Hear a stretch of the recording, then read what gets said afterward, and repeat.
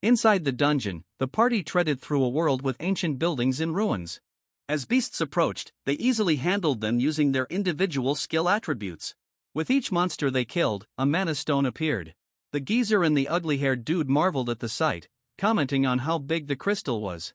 Mr. Swag then remembered about the F rank and shouted to see if he was doing his job properly. Eugen innocently showed them the crystal he had mined, and they kept instructing him to do this and that, warning him that he would starve if he didn't work hard enough. They were so annoying, acting like a bunch of preppy upper-class aristocrat women. Eugen thought they could dig a hole and die for all he cared. Defeated, he continued mining and sang Cinderella by Tata Young to himself. I don't want to be like Cinderella, sitting in a cold old dusty cellar, waiting for somebody to come and set me free. Eugen had been orphaned and estranged from his brother after practically raising him his whole life.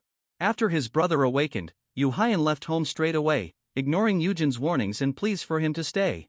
When Eugen was set to leave for the army, which is compulsory for all Korean male citizens, Yu Haiyan went ahead and created the Abyss Guild, making him even more unapproachable, and leaving Eugen alone.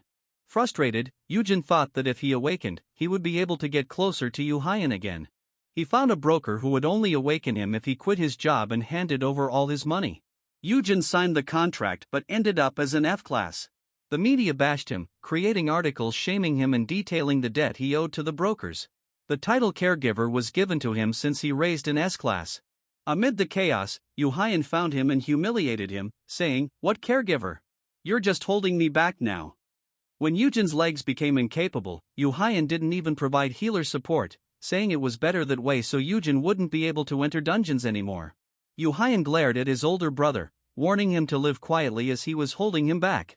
Eugen stared out in betrayal, telling himself he was worthless. He was the incompetent older brother of an S rank, and that's all he was known for. He had tried to reap the benefits from his brother's fame. This was how he survived as an F rank. His skill as a caregiver was to influence his surroundings. If he said the keyword cheer up to a person, they became influenced, which gave a slight increase to their growth. But he also had one more hidden skill that had helped him survive countless dungeons, called Last Reward. Suddenly, the system announced that the Last Reward skill had been activated. The target of influence's skills and stats were temporarily transferred to Eugen, but doubled in strength. If the target's speed was 100, Eugen could run at 200. If they had immense strength, he could use it at a greater aptitude. Thanks to this power, he had survived in past dungeons, but it was an ominous skill. The power started flowing into him, and he saw that it was the old boss, Lim Sequa's power. He dropped the mining tool in disbelief and hurried to the direction of the party. What danger could there possibly be in a D-rank dungeon? He rushed to them and was left horrified at the sight, puddles of blood everywhere and bodies laid flat on the dirt ground. For this skill to activate, the target had to die.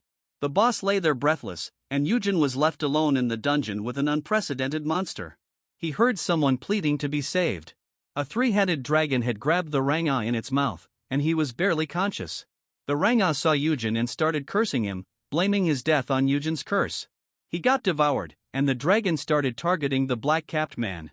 The dragon, king of poison and curse, Lachitas, was a first-class monster deemed impossible to defeat. What the hell was it doing in here?